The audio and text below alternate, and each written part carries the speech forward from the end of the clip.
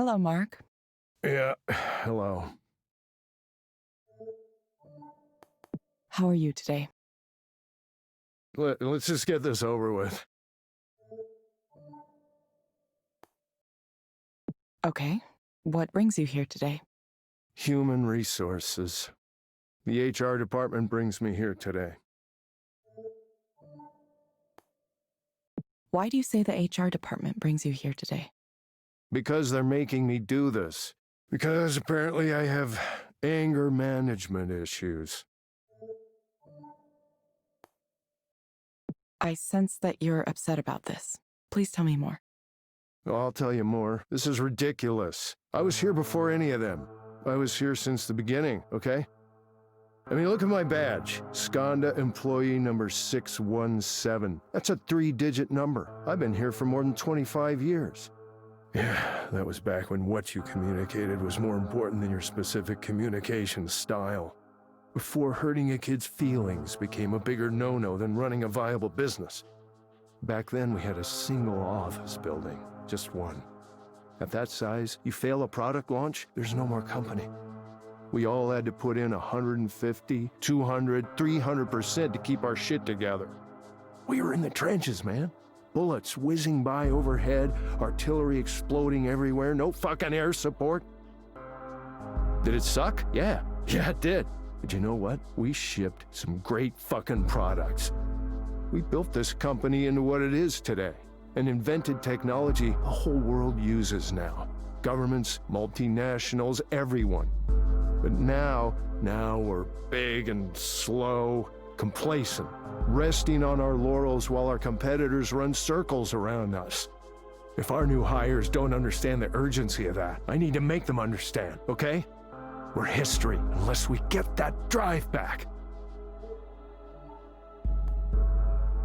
Why do you need to make them understand? Well, I don't know if you noticed, but young people are really pissy and entitled these days. We recruit from top 20 computer science programs. These kids have been wined and dined all through their higher education. Every one of our competitors wants to hire them, so they get used to that. Now they all want to know what Skanda can do for them, not the other way around. Why would we want these conceited, over-celebrated whelps on our team? I'll never understand the logic there. Now, Mark, you have to be nice to the new hires or they won't like it here. Okay, so what, I'm just supposed to pretend everyone's work is great, even if it's a pile of stinking garbage? I'm sorry, but if I see shit, I'm gonna say that is shit. Tiptoeing around everyone's feelings all the time. That's how you end up with shitty products. That's how this company winds up dead, okay? We're fighting for our lives every day here. We can't take anything for granted. Someone needs to tell them that this isn't summer camp. This isn't fucking Coachella. Either you do the work and provide something of value to this company, or you get the hell out of here. Those are my rules.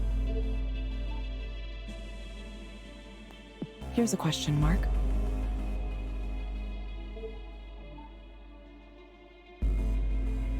If you were able to have something you wanted right now, what would you choose?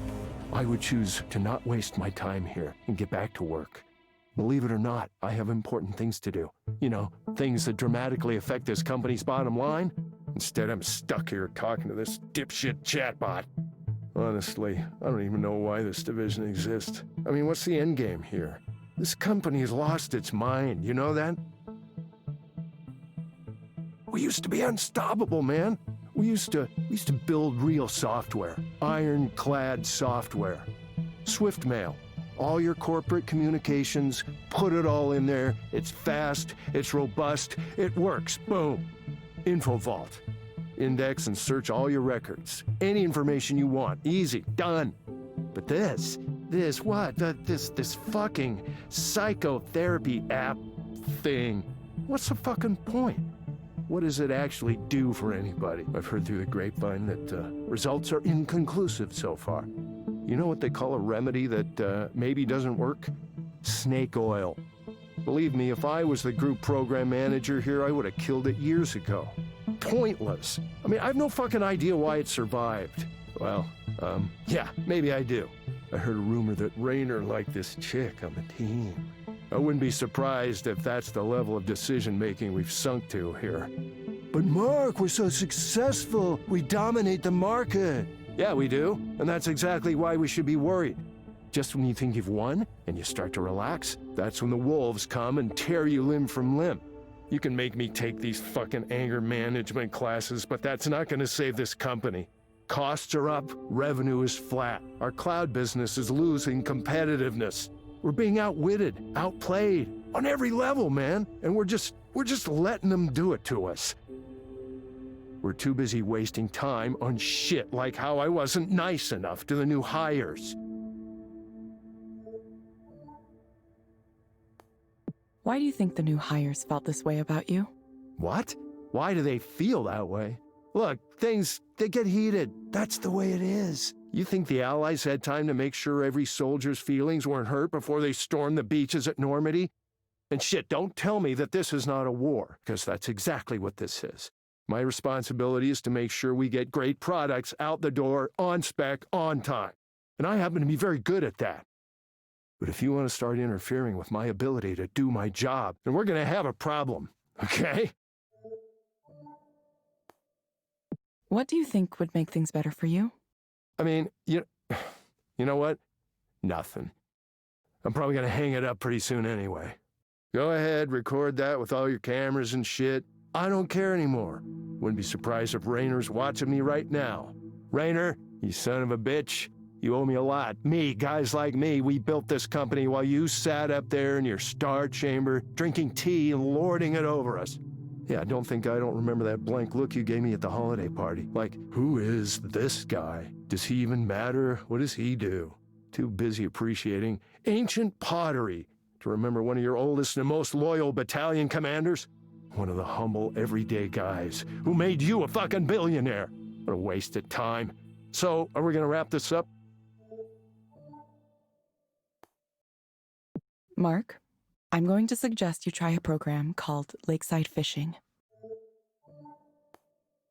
It may help you take your mind off things. What, are you kidding? Are you kidding me? No, I'm not gonna do that. I gotta get back to work. You can find it inside the Skanda Wellness app on your phone. Someone around here at some point needs to do some fucking work. Try it for about 15 minutes each day, in the morning or evening. We hope to see you back soon, Mark. You really think this piece of shit's gonna be the next big thing, huh?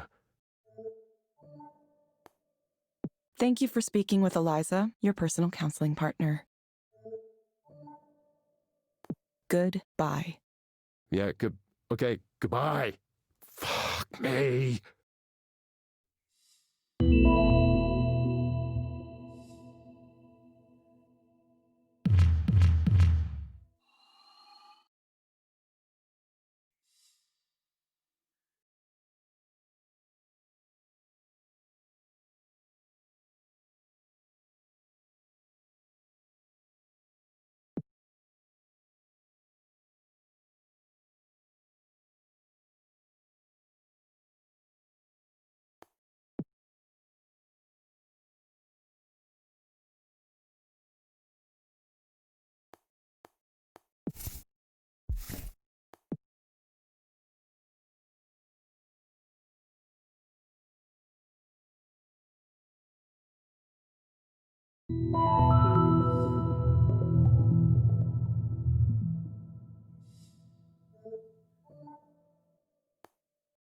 Hello, Harmon. You found the place okay? Yeah, no trouble at all. It's been nice since the fog cleared this morning, hasn't it? Sure. We can dispense with the chit-chat. I'm ready to begin. Okay. What brings you here today? First, let me note that I'm a graduate student at the University of Washington. I'm a PhD candidate in literature, English literature. The crux of the matter I've come here to discuss is that I've been having something of a difficult time with one of the other students currently in the program. Before I get to the specifics, let me just first establish something that might be relevant. One thing I know about myself is that I've always had a certain fear of being left out. It's a very general feeling, and one that's difficult to ascribe to any specific cause in my childhood or my parents, etc. Whatever the case, it might be beneficial to the remedial process to figure out where this feeling originated from. Perhaps you might explore that in this or a future counseling session. Sure. I'm prepared to listen to any topic you'd like to discuss. It's not even that I've been left out, exactly.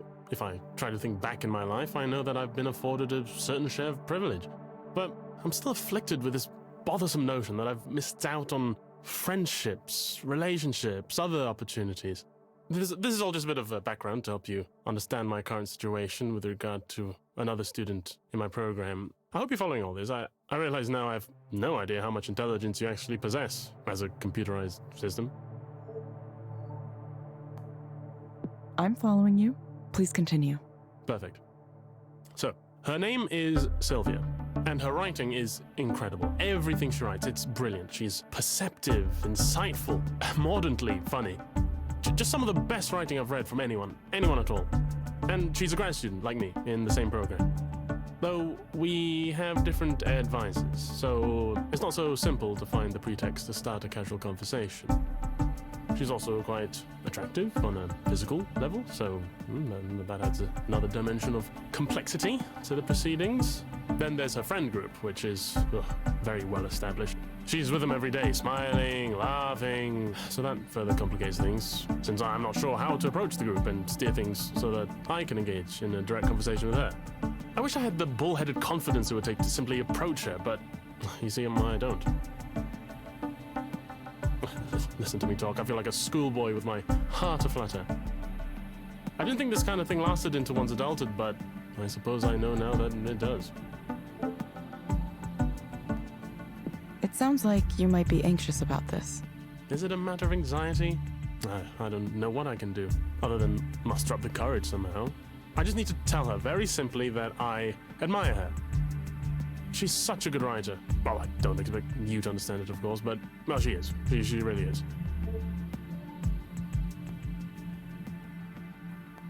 Okay, Harmon. I want you to imagine things going well. What does that look like? Ideally, we'd start talking, have a wonderful conversation, spend more and more time together, support each other's work. I realize that may be something of a fanciful notion at this stage. Really, the most I can hope for is to be able to meet her in an open social setting, a party or something. You'll likely ask me why I simply couldn't create such a situation, contrive one, but that seems a little too aggressive for me, and also, I'm also concerned about what she might think of me as a person.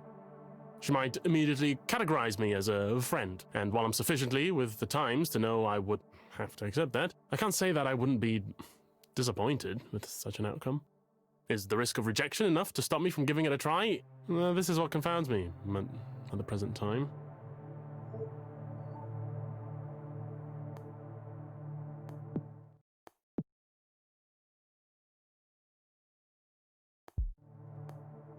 Why do you believe you are worried about being categorized as a friend?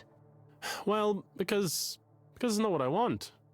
Because it feeds into this image I have of myself as something of an undesirable fellow.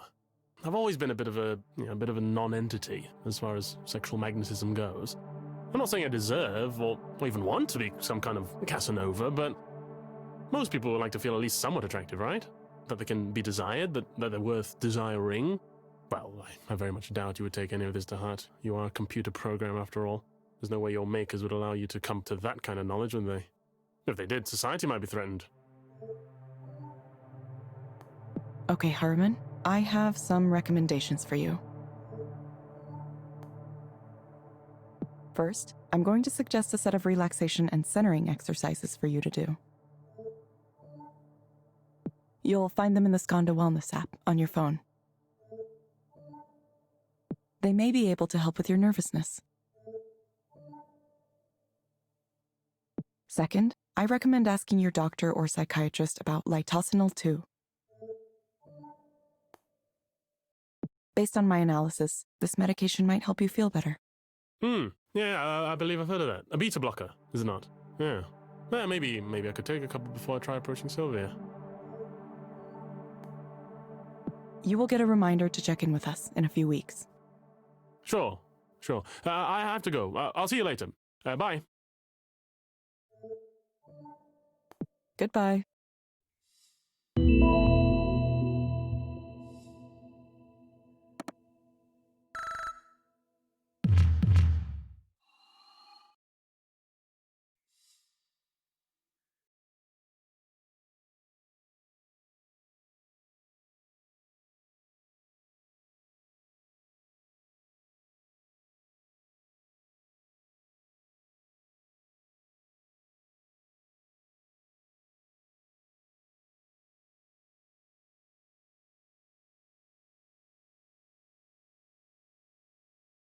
No, I don't have them. Yes, I'm sure. No, when you moved out, you took all those with you. I haven't seen them here. No, I'm not gonna look right now. I have a guest. No, it's a friend from work. Why do you care about that? I can't have a friend from work over? Give me a break. I just told you I don't have any of that stuff anymore. No, you must have lost it on your own. Stop it. Stop that. Okay, fine. Bye. Evelyn, sorry about that. It's okay. Who was that, if I can ask? Oh, just my brother. He used to live here, but he was causing a lot of problems, coming home really late and making noise, not doing his share of the chores, and so on. We voted him out last month, even me. Even though 6 months ago I was begging everyone to let him stay here, promising he'd be good. Oh well. I'm sorry. It's fine. I'm just disappointed with him. Again. I really thought this last time that he'd actually pulled his act together, but he didn't. I wish I could do more for him.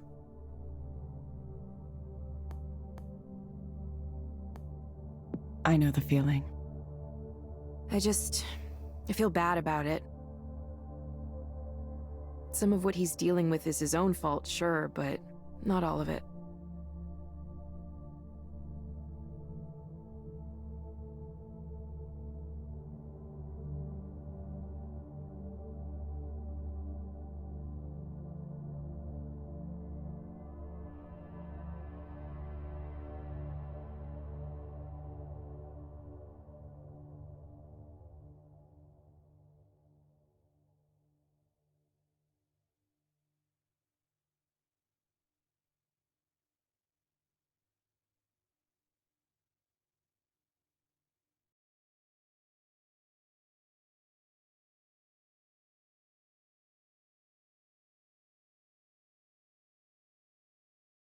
He's just not built in a way that's suited for this world.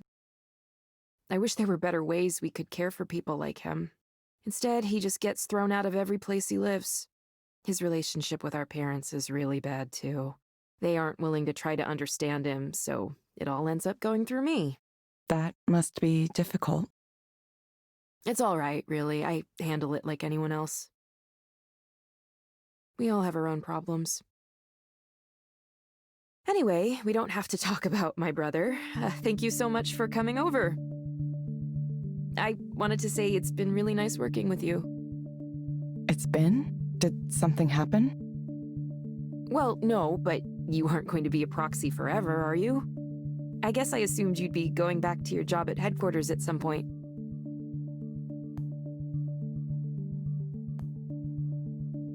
I haven't decided what to do yet. Oh? So you're going to stay a proxy? For the time being, at least. That's cool, but why? I'm curious.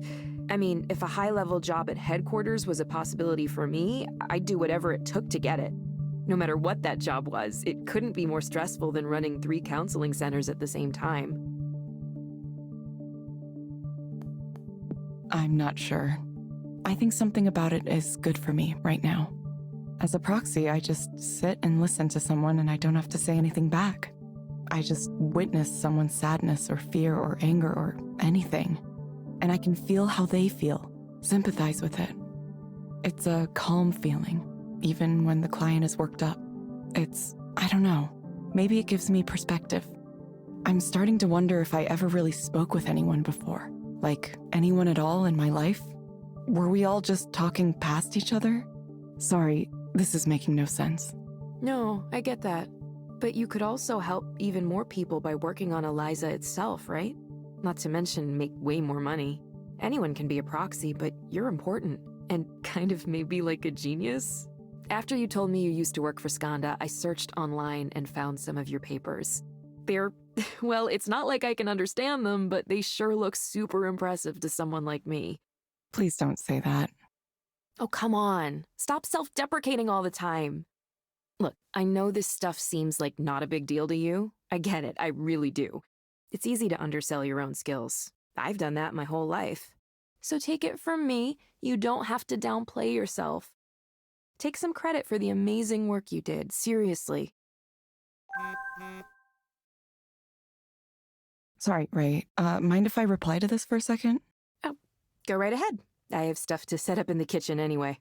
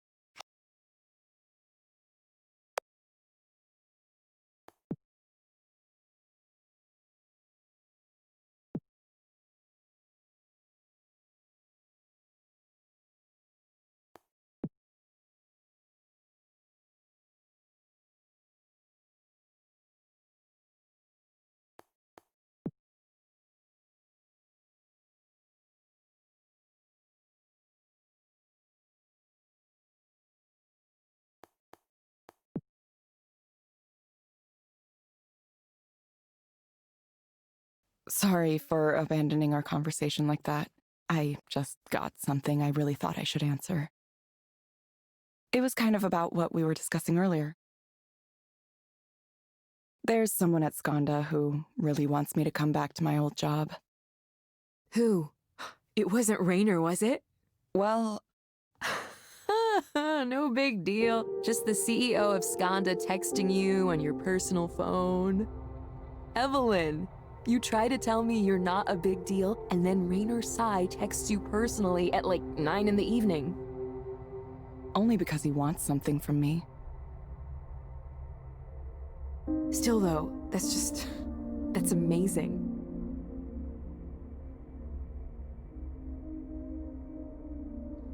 What did he say? I mean, you don't have to tell me if you can't. I know how Skanda is about secrets, so I would understand. He was saying, among other things, he said you could use general artificial intelligence to write poetry. Is that the kind of stuff he likes to talk about? I don't know. I haven't had many extended conversations with him. It seemed kind of ridiculous to me. I don't know if it's totally ridiculous. Poetry, well, most poetry that isn't free verse has certain patterns, right? It has form and meter and other elements depending on the type. A lot of people think poetry can be whatever, but it doesn't quite work that way. So it's not really that far-fetched to think you could use some kind of software to approach it, or understand it, or maybe even create it. It doesn't strike me as antithetical to the spirit of poetry. I didn't know you had such developed thoughts about this. Did you study poetry? Not specifically. I used to dabble in a few different kinds of arts and ended up learning a few things here and there. I've always had a wide range of interests. Of course, that meant I never concentrated on one specific area in school, which didn't do a lot of good for my career prospects, obviously. If I were smarter, I probably would have studied something more technical.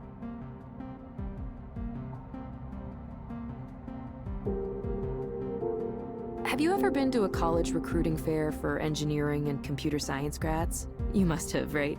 I helped run the Skanda booth for one once, and it blew my mind. They took over the atrium of the building it was in. There were demo stations, free food, Skanda t-shirts and swag. If a candidate seemed interested, they'd talk about flying them out to whatever Skanda office they wanted to visit, just to see it. And all the other tech companies and a bunch of startups I'd never heard of had booths just like it too. I couldn't even imagine being that wanted as a potential employee. Every job I've ever applied for, I've been one among hundreds or thousands. So yeah, my parents were probably right. I should have done computer science. At least now you know Rainer likes poetry. Maybe you could have a conversation with him about it sometime. Then he'd learn who you are. I doubt we'd have much to talk about. There's a pretty big difference between someone like him studying poetry and someone like me having opinions about it. Sometimes it's better not to cross that line, you know? He's part of a different world. Say, Evelyn, are you in a relationship? I'm just curious. Me? No. I wasn't doing so well for the past few years. And before that, I just never had the time. It was just research and science and work, and then I woke up one day and I was in my 30s. Even if I wanted to date, I wouldn't know the first thing about how it's supposed to work. I wouldn't even know how to tell if someone were interested in me. Yeah, that's perfectly understandable. I'm kind of over relationships myself, like on a conceptual level. Not even in a sad way, like really okay. If someone and I end up getting along, that's great, but I'm honestly okay by myself. Yeah, that seems nice, actually. Yeah, I only tried to have normal relationships for so long because I thought it was mandatory, something expected of me. But now I see where people my age end up, how they live, and I feel lucky. I feel like I escaped. I mean, I think it's fine for others if they want that, don't get me wrong. It's just not for me. I could maybe share my life with someone, but it would have to be platonic. I'm not into, the physical aspect of it. Never have been. That's made it tough. I've never found someone who is okay with just like hanging out and that's our relationship. People will say they're okay with it, and then it turns out they aren't. It's frustrating.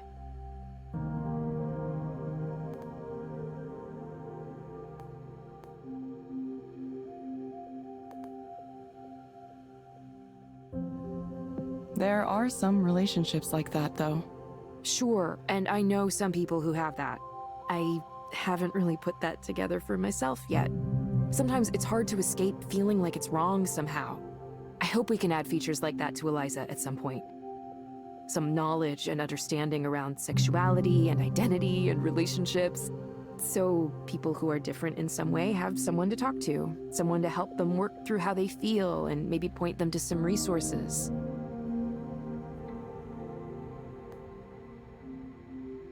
That sounds like a good idea. I'm not sure how well it could really understand, though. Even so, just providing a space for people to be listened to can be really valuable, you know? I've seen it with my own eyes. People who get the courage to talk about themselves in a way they never could with another human being. And Eliza is what makes that possible. I know you want to avoid giving credit where it might not be due, but not giving credit to something that deserves it is just as bad. Yeah, I don't know. Sorry. I'm sorry I keep coming down on it. Evelyn, I'm not a psychologist or anything, but I think maybe the reason you're so down on Eliza is because you're down on yourself. I don't know what happened that made you leave what you had behind, but it must have been hard. Yeah, it was hard. It's like I lost that time. Are you okay? People keep asking me that. I really don't know. I'm sorry, No, don't apologize. Actually, can I suggest something? What's that? Have you ever gotten counseling yourself? What, with Eliza? You think I should? Yeah, I do. You've been the proxy, but maybe you could try being the client sometime. It would be educational, at least. Isn't that what you were doing? Testing your product in the real world? Maybe. Just something to consider. Speaking of therapeutic activities, it's time to do some baking. I've got the dough all set out downstairs. We're going to do 3 batches tonight, 3 different kinds. 3 kinds? You're really outdoing yourself, Ray. Nah, this is nothing. Oh, I have a favor to ask, by the way. Next time you talk to Rainer, ask him what his favorite type of cookie is.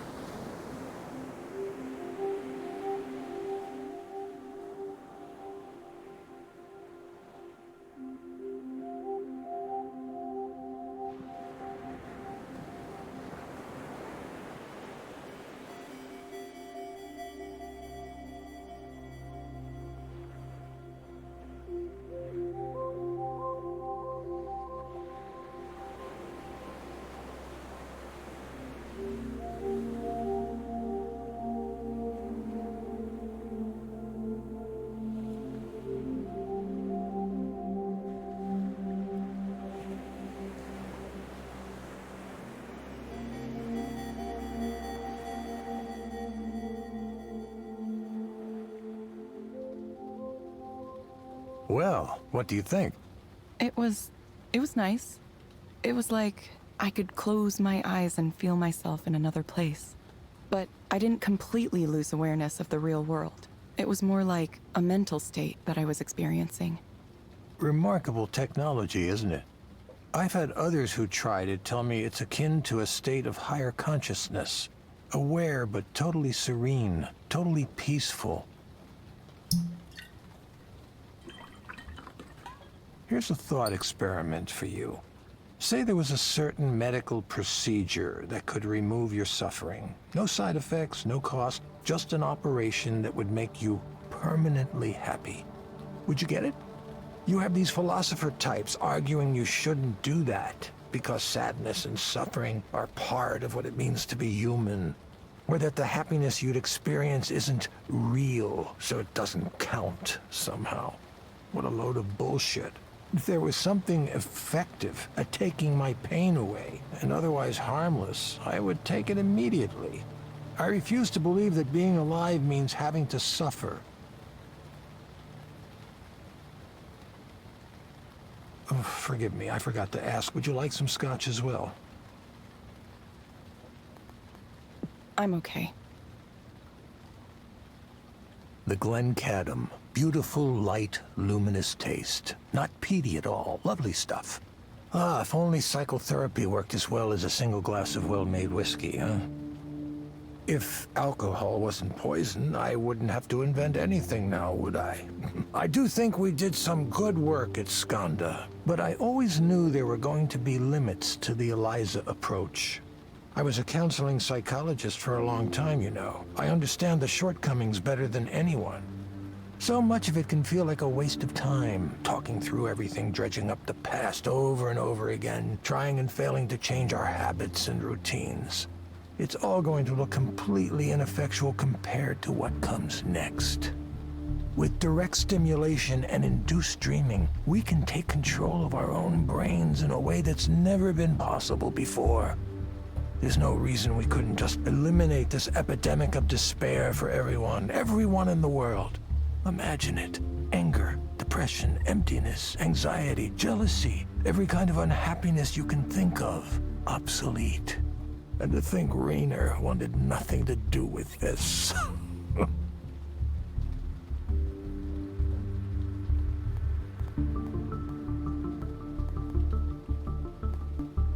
He didn't think it was possible. Raynor's one of the ones who thinks negative emotions are important. He told me he thinks pain should be regulated, not eliminated. After all, why would anyone write a poem or make art if they only felt happiness? He also said he was afraid of the way it would look in the media. A company as large as Skanda coming out with a product that changes the brain to make you happy. All the sorry excuses we have for public intellectuals today would throw a fit about how dystopian it looked to them. It's better if a small startup takes the fall, if public opinion turns against this technology. That's the kind of calculus he was doing. Those are the objections he claimed to have, at least. There's another one I suspect he had too, though. If people are self-sufficient, they don't need an ongoing support system. A system provided by an all-knowing paternalistic presence like Skanda. Wait, you think Raynor wants people to stay miserable so they stay dependent on mental health services from his company? Yes. Yes, I do. It's quite the accusation, I know. Not something I'd come out and say in public, not yet, anyway. But you see, the people who come to Eliza regularly, it's part of their lives now. The more they integrate with Skanda's mental wellness tools, the more they'd be adrift without them. That's the real dystopia, don't you think? Rendered helpless without the guidance of computer algorithms. Total dependency on the system. Excuse me for 1 second.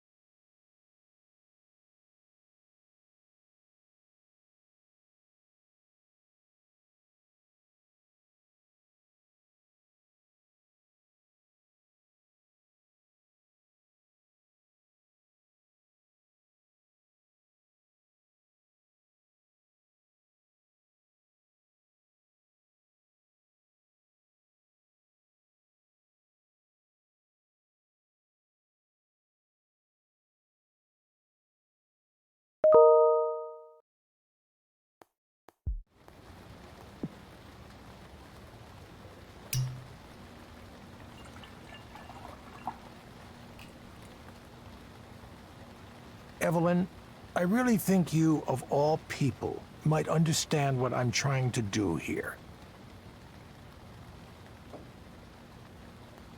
I get it, but you don't think it's dangerous. You're essentially making technology that changes what people think is real. Evelyn, you're much more concerned than you used to be about this kind of thing. I remember when you would dive headfirst into anything that held a promise, even a fleeting one, to help humanity. What changed your mind to make you so wary, so skeptical now? Can I ask you something, Soren? What did you tell Damien? Oh, this again. Don't tell me we had all of this wonderful conversation tonight, and now you're trying to blame me for Damien. Who put you up to this? Was it Nora? Raynor? I just want to know the truth, Soren. Nobody thought we could do it. You remember that. There was skepticism from day one. I had to defend us constantly from other project managers who didn't like that we existed, who wanted our budget and resources for themselves. Some of those were vicious, vicious fights. Amid all that, I had to be a leader, too. Part of that meant giving everyone on the team accurate information. So I was honest in saying there were forces that sought to kill our project. And I was honest when I said we'd never survive if we didn't have something to show for our work. That was the reality. Without a product, we would be nothing. A guy like Raynor has access to anything he wants. If your pitch and demo isn't in the top 1% of what's out there, why would he be interested? That's what we were up against. So many mornings, I would get into work and see Damien there. At first, I thought he was getting up earlier than me, but then I noticed he was still wearing the same shirt from the day before. Then, one morning, I got in and... Evelyn, please. I wanted everyone on the team to be healthy. I think that's so obvious it doesn't need to be said, but I'll say it now if you think I was deliberately trying to harm him. Did I instruct you to work until you injured yourselves? No, absolutely not. It was a tragedy, and I'm very sorry that it happened. I wish it hadn't. But I wasn't telling Damien to pull all-nighters. He was an adult. He made his own decisions about how he was going to work. And besides, what about your role in all this? If you noticed him not taking care of himself, you could have mentioned it. None of that behavior was unusual for Skanda anyway. It was part of our reputation, part of the culture. There isn't a single cause you can isolate in a case like this. Sitting in one place for too long. Chronic stress. Both of those are risk factors. Evelyn, I'm truly, truly sorry about what happened to Damien. He had a bright future, and it was a shock to all of us. But the answers here aren't simple ones. Dwelling on it isn't going to bring him back. Nor is discussing the huge number of potential causes of pulmonary embolism. It happened, and now we have to move on. It felt like everything stopped. All of the work we were doing might as well have crumbled into dust. We were trying to build something to help the world, and we got lost along the way. What was the point? There didn't seem to be a point any longer. I know that you cared about him. The process of grief can go on for some time, but you're taking the right steps. You're regaining your sense of purpose, aren't you? The experience of suffering is what makes us want to end suffering. It's late and I've had quite a bit to drink, so I'll tell you a secret, Evelyn. I said I want to end human suffering, which makes me sound very altruistic. But I'm not doing it for humankind. I'm doing it for myself. I have nothing. I've ruined every relationship I was ever in.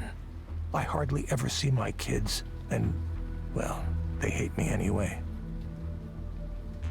I want to end my own suffering, but I can't bring myself to do it the traditional way.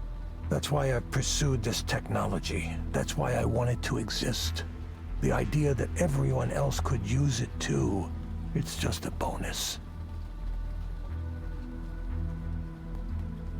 Soren, are you okay? No, not at all. I'm aware of that. I'm not a good person, Evelyn. Neither is Raynor, of course, but at least I'm honest with myself about that. So, now that that's all out in the open, you probably want to head home before it gets too late. Don't let me keep you. Yes, I'll get going. I hope you can feel better. No, I'll be fine. Just, please, consider it, Evelyn. You and I are both more familiar with pain than we might wish to be. What if you could take that away? Each of us has a destiny to fulfill. I truly believe that. I'm sure yours will come into focus soon.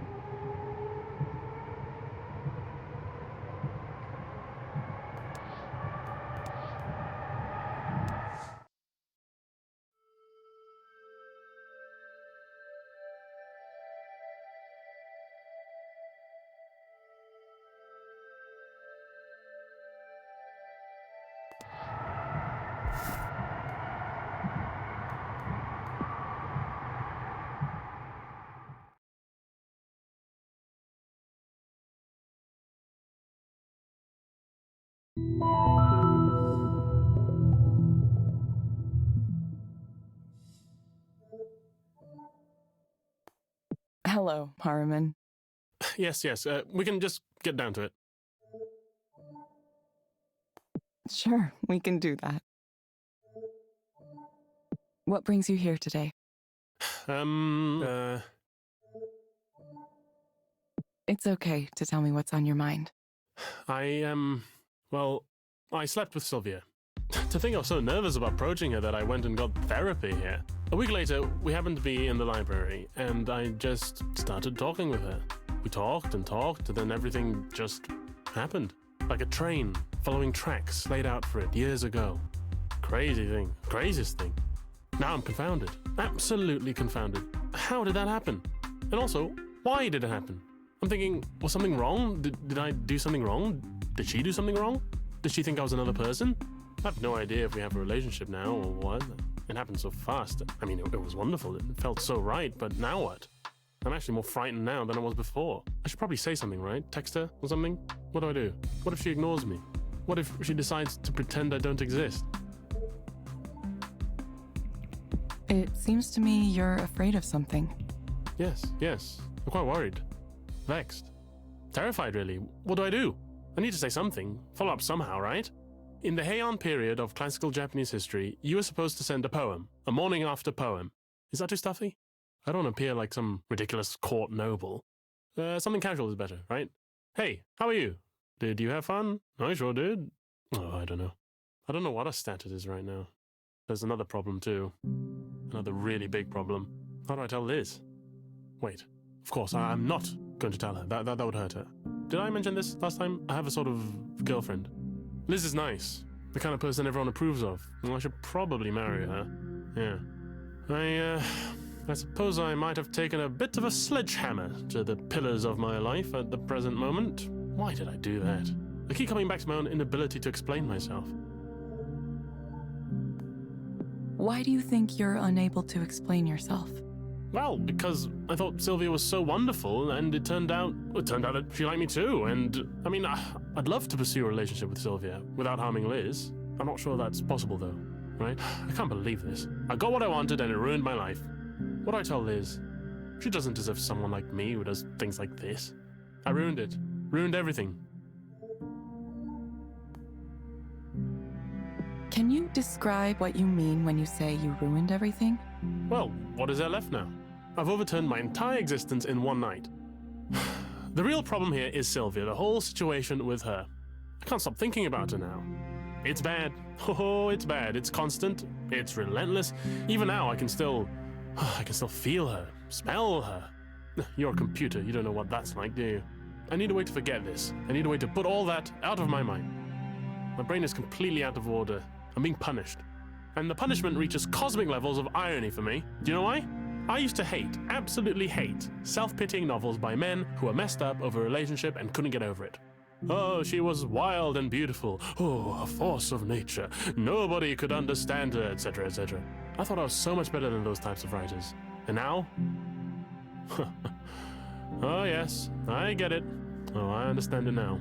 So much pain. Why did you think you were so much better than those types of writers? Because it was such a cliche. Now I'm wondering, am I going to be next? Is that my fate? Am I going to become the next straight, male English professor whose one published novel is about not being able to get over a girl? Ugh, you have to be kidding me. I can't allow myself that fate. I had something better to pursue, didn't I? I have to write about something else. My life has to be the story of something else, but I don't know where to go from here.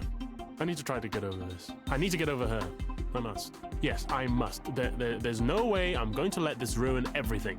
If I tell Liz everything and apologize sincerely and strike the memory of Sylvia from my mind, I still might save this. It will take great care and cunning, but I may be able to wend my way through this treacherous path I now find myself upon, even though I fear at any moment I might slip and tumble into the crevice below. Dead. Dead. Never seen or heard from again. Oh, sweet, dark death. Harriman, I'm going to suggest you try a program called Meadowlands. It may help you take your mind off things. You can find it inside the Skanda Wellness app on your phone. Try it for about 15 minutes each day, in the morning or evening. Meadowlands. I'm off to the Meadowlands. Familiar ground, grass and warmth. Reverting to my childhood. The state of nature. Yeah, this is a good recommendation. Yes, you are a genius, in fact. You, a computer program. Wiser than you know. I'm sure this is exactly what I need. To revert to a state of wonder at this moment when the mundane world and all its entanglements seem too much to bear. You will get a reminder to check in with us in a few weeks. I'll be back sooner than that if this works. We hope to see you back soon, Harriman. Thank you for speaking with Eliza, your personal counseling partner. Goodbye. See you. Yes, yep, see you.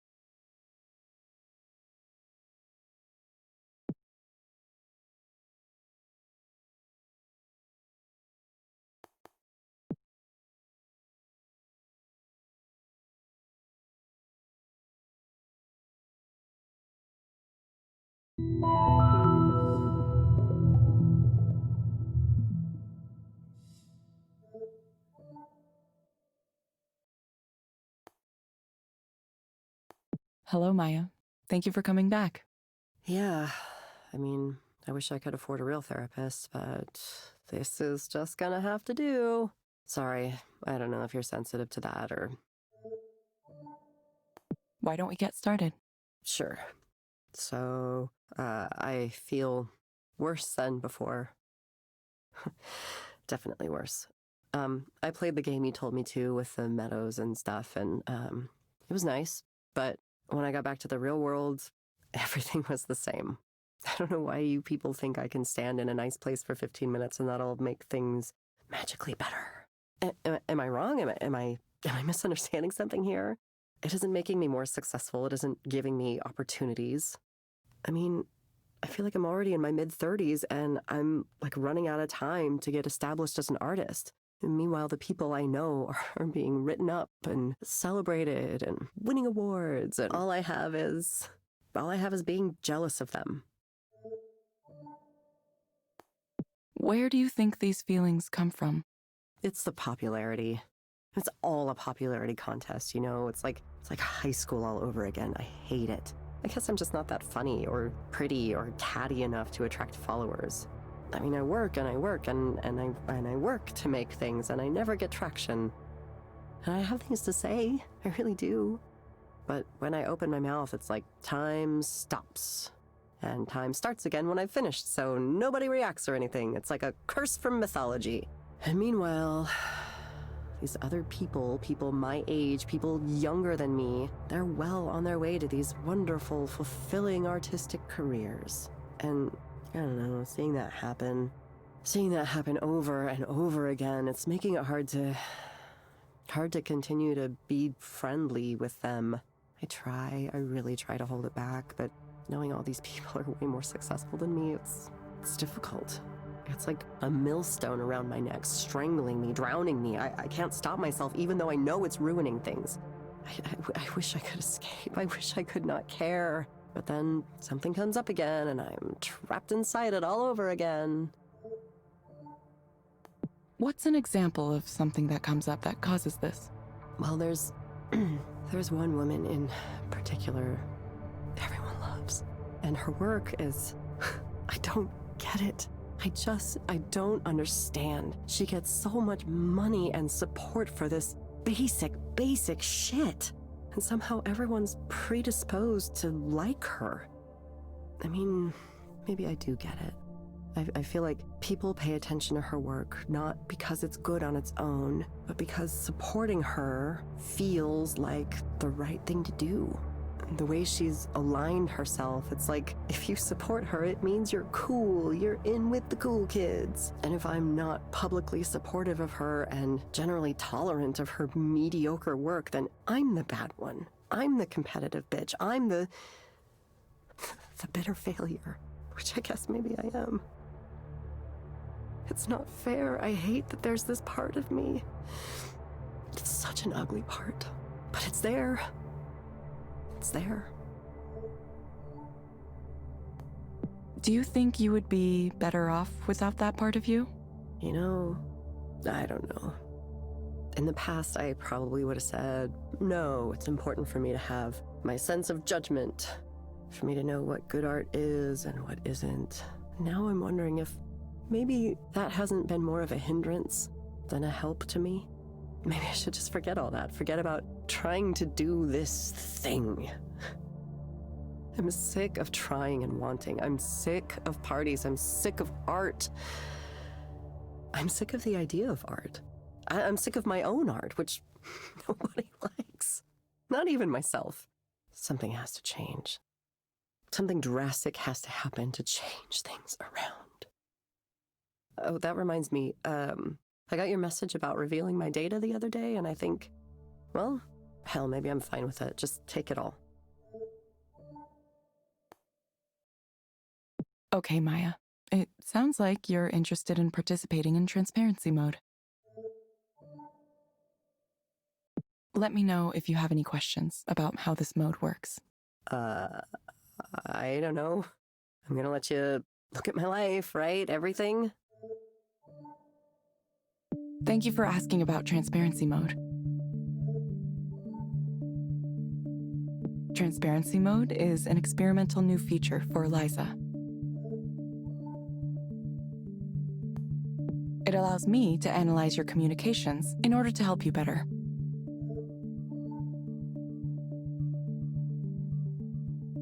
To participate, you must grant me access to certain personal data. This includes your personal communications, such as email and chat histories. Sharing this data improves my ability to help you. Some guy at the bar was yammering at me about how it's a terrible idea because they're gonna surveil me or something. But what the hell? I can't use my life history for anything. It's a ruin already. Please, do what you want with it. God, I feel like I'm donating my body to science. Please confirm that you would like to enable transparency mode. Yes, do it. Invade my privacy. Invade it like the Visigoths invaded Rome. I don't know why I said that. That was a really weird thing to say. I did not understand your response. I would like to participate in transparency mode. Okay, Maya. I have registered you for transparency mode. Cool. Wouldn't life be easy if all I had to do was follow your directions? Like the lady sitting in the chair across from me. I envy you. I honestly do. The terms of service and privacy policy are available in the Skanda service portal. Please read and review these documents carefully. Yeah. No, for sure. I closely study every software user agreement I get. That's a joke. I really just click agree as fast as I can. Thank you, Maya. We hope to see you back soon. Yeah, I know. Thank you for speaking with Eliza, your personal counseling partner. Goodbye. Bye.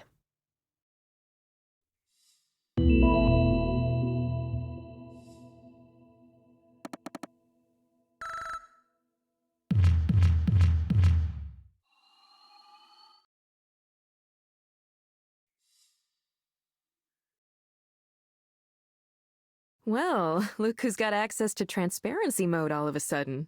The client asked for it by name. I guess she heard about it somewhere and wanted it. I didn't know it existed. Yeah, we don't really talk about it right now. It's a little sensitive. It's possible Skanda contacted her directly. They recruit for the program from a pool of regular customers. Usually, transparency mode is only handled by the highest level proxies since there's a lot of trust required there. But you were given access to it right after the request. It's a little odd.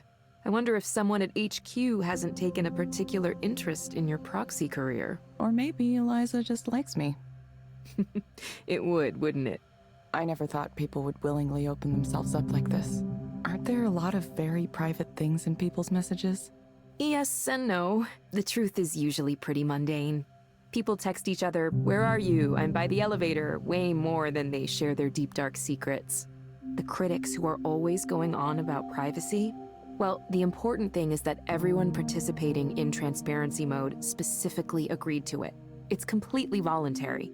We're upfront about what data we collect and how we use it so people can go in aware of the choices they're making.